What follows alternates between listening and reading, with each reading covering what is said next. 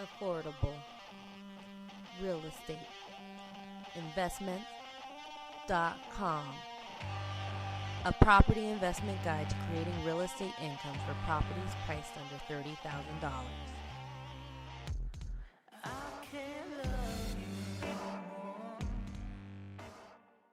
Hello, this is Lisa Phelps, and welcome to AffordableRealEstateInvestments.com.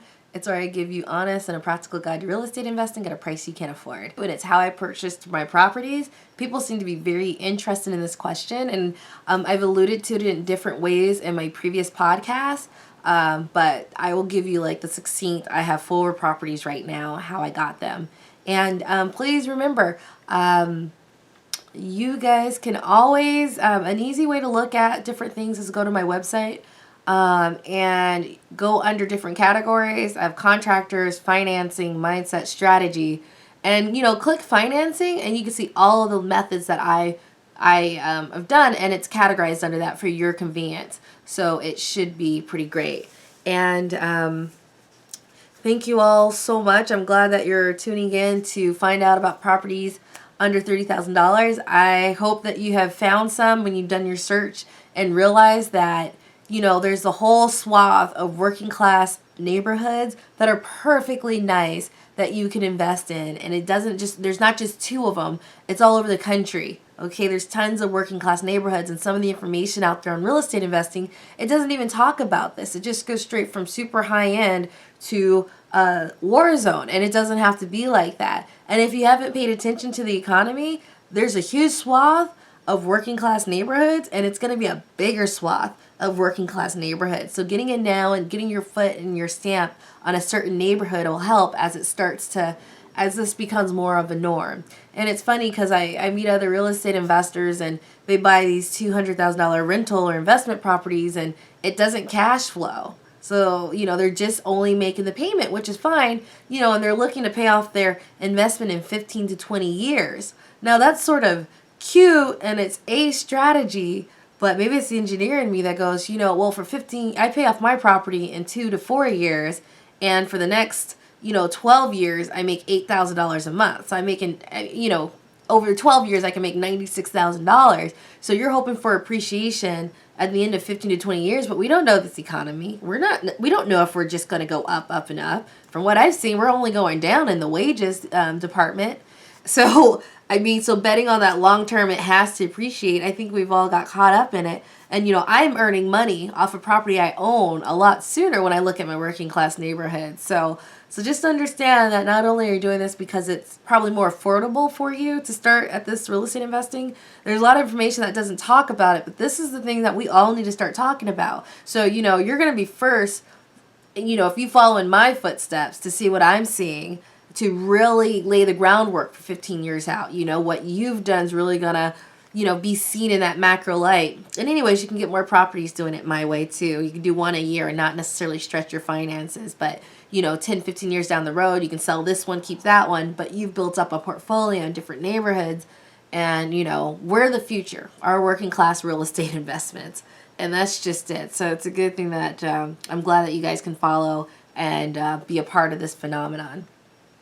And so please check me out. I'm on the Windows 8 phone podcast, and I'm going to look into getting on the Apple iTunes podcast, but you can catch me there. So if you just have your phone and you want to check out and hear some back podcasts and some back episodes specifically on what you're doing, you can do it anywhere in the world as long as you have your cell phone and a connection to your service provider. So that is made for you to make it more convenient.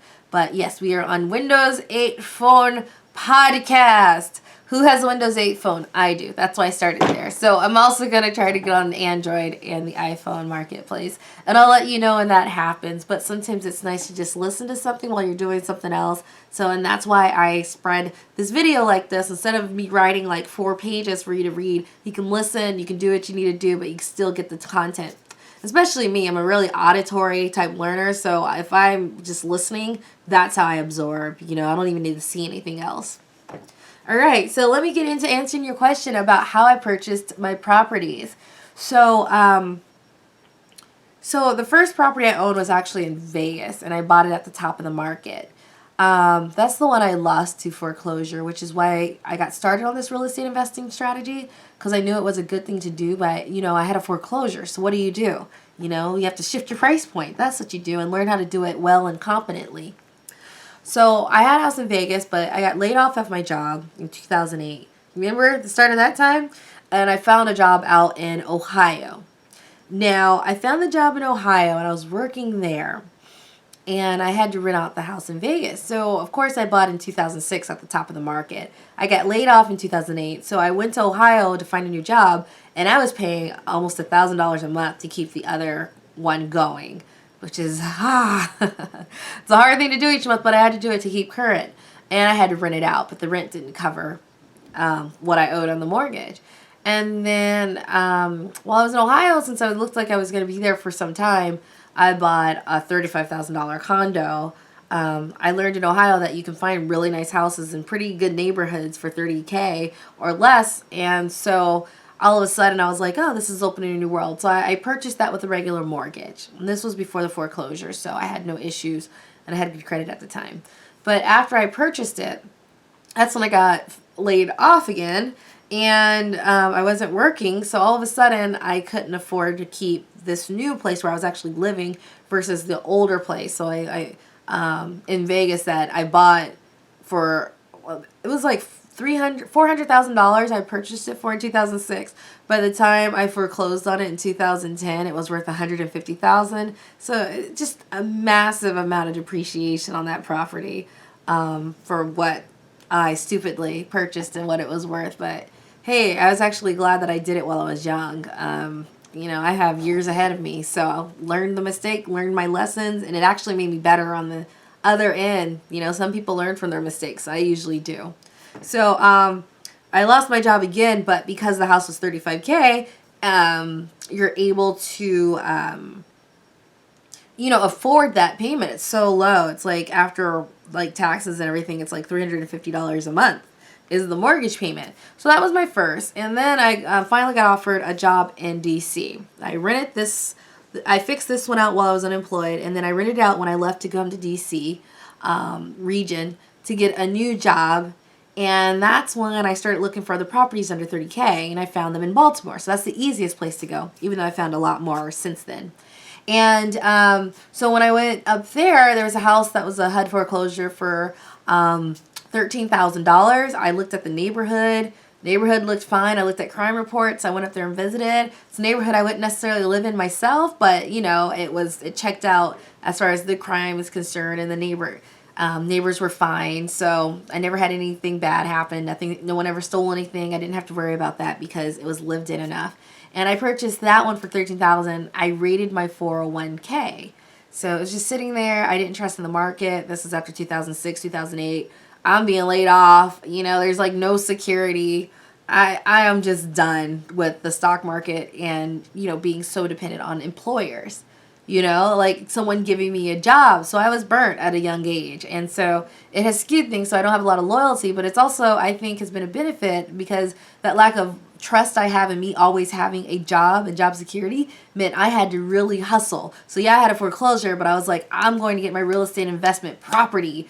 I do not care. I am not going to be dependent on everyone. So even if I do one a year, by the time I'm 40, I am done. I can live off the income I'm getting from it, and I'll find these houses and I'll fix them up. So that one was paid for with my 401k. And as I always mentioned, there's different ways you can finance the renovations. That one took a lot longer. It took me a year to do the renovations because it was only my paycheck paying for it. So I had to wait a month or two if that's how much I had to save up. And I lived very frugally. I lived in a 1-bedroom apartment. I rented out my living room. So I'm just saying it can be done if you don't have a lot of ego in the way and you just have a goal. No ego, just a goal. Rent your room out for a length of time. I don't do it anymore. So, it's everything passes.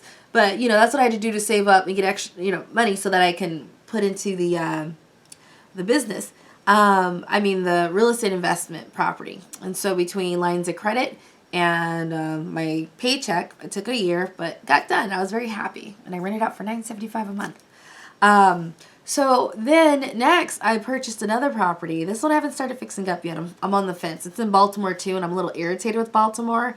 So I might just sell it, even though it's like right across the street from a new school that's being built. I might just sell it because it's so annoying dealing with Baltimore code enforcement. It's amazingly annoying. And, why do I not have water turned on at this property, but I'm paying $46 a month? That's Baltimore. You don't see this in other parts of the country.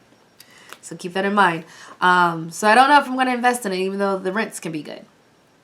So that one was purchased about half a year later once I finished with my first one.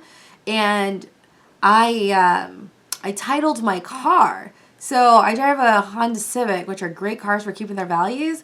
And I know I advocate using credit, but I pay everything off. So the only credit I have revolving now is anything that's being paid for by my houses. So I had paid off my car as soon as possible. Well, what I did for this next house was I had about $10K in equity. So I used that $10K and I purchased this other property in Baltimore for $11,000. So I'm always telling people, pay off your card, pay off your credit card so you can use them again. That's the deal. Not you keep them high and revolve them. You pay them off and then you use it again. I get these lines of credit from Wells Fargo, Home Projects, Visa. Pay it off, use it again. Pay off, use it again. That's the beauty of this, okay? And so that's how I purchased that third property. And then it comes to my fourth property in Richmond. And this one, I actually got a personal loan from the credit union. So my credit's getting better because I have a foreclosure, but I pay everything on time. So outside of that, like I said, I lost my job. I'm in another place. It's just I couldn't afford to keep that up and keep my new place up with no job, and it's just not happening. But, ever since then, like I said in my How to Get Over Foreclosure, you don't stop paying on everything. You don't do bankruptcy. You just keep paying on everything. And within a year, you're starting getting accepted for more lines of credit. After 2 years, your credit scores get up to 680 or so. So once it gets up to there and 690, then you can get a little bit more products to you, even though you have a foreclosure. As long as you're not home related, you don't have as many restrictions. It's just your credit score and your debt to income ratio. So I got a personal loan for this last house. So I purchased it for about $25,000 and I got a personal loan for $30,000. I used some of the personal loan to pay for some of the renovations. So the only thing is that it's at a 10% rate. But, I put it in perspective. I'm like, A, do I not do anything? And I wait until my credit's 740? And I don't like that because I don't know how to get my credit to that high. It's out of your hands. Waiting for that super top credit is what mumbo jumbo else do I have to do other than pay everything off? I've paid everything off and I still have, I can't break 700. So I don't like depending on a high credit score to be able to do everything. So I got the personal loan at 10% and I realized, it's 10%. So it's higher than a 3% mortgage. But the thing is, it's sort of interesting because now it's an unsecured loan. So if I defaulted, which I don't plan on doing, they can't take my house because it's a personal loan. And I was able to get the house at a cheap enough price. But they also have a 5-year repayment schedule. So the whole payments is about $600 and some dollars each month. But, it with just the one house itself, it's paid off in 5 years. Now, 5 years to own a property that's paying for itself, what's wrong with that? Especially if you have retirement focuses. Okay, take 5 years and let the house pay for itself. This is real estate investing. This is buy and hold. I could flip it if I want to, but I don't like paying the capital gains tax, and I don't like flipping because I'm in this to replace my income, not just make a lot of income that I'm paying taxes on. So I'm okay with that. But because it's 5 years and a highest interest rate, it's not $200 a month, it's $600, but you pay it off in 5 years. So there's pros and cons, and I'm okay with that. Third house down, things are looking great. It's starting to snowball. I'm going to pay it off faster. I'm paying it off in 2 years because the other house that I had in Baltimore is starting to pay for itself. It already paid for what credit was attached to it and is now paying for this.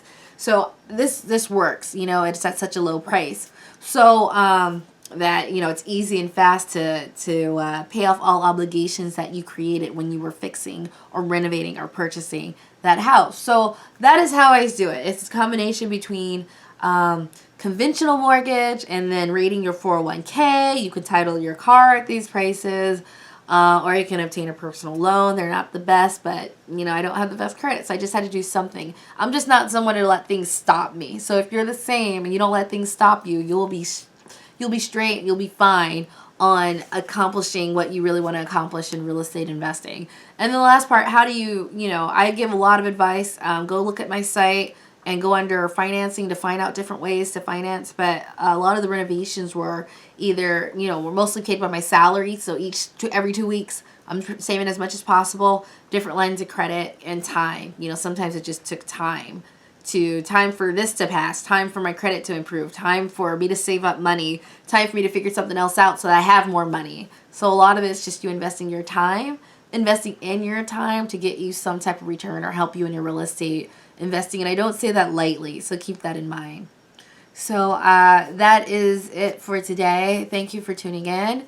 Don't forget to sign up for my newsletter, and thank you so much for a lot of you guys have been liking and commenting, and it's been fun. I really like talking to all you guys. You guys are sort of kooky.